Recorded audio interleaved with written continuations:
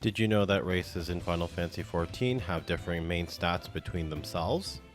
When starting out in Final Fantasy XIV, these stats did play a role with some players in terms of what they wanted to play. Seawolves, Rogadin, and Highlander heroes had the highest starting strength and vitality, so tanking or melee made sense as their starting role. Wildwood Elezen had the highest dexterity, so Archer would be a natural choice for them. Keepers of the Moon Mikote had the highest mind, so a healer would be suited for them, and so on and so forth.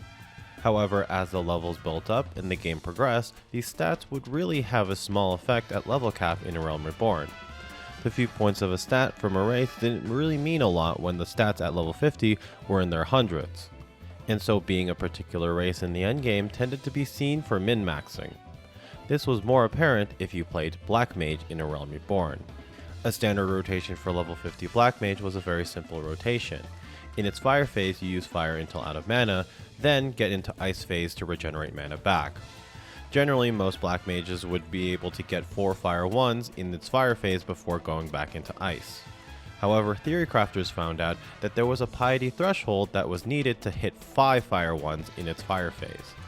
Some Black Mages would resort to melding piety in crafted gear, some allocated their stat points into piety, but one race had enough piety to reach this threshold without too much sacrifice.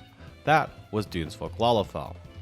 With a starting piety of 23, the highest of any race in A Realm Reborn, Dunesfolk Lalafell could hit 5 fire 1s naturally. Come Heavensward, Dunesfolk Lalafell still had their advantages with its higher natural piety. The 6 Fire 4 opener in Heavensward was possible for Dunesfolk Lalafell.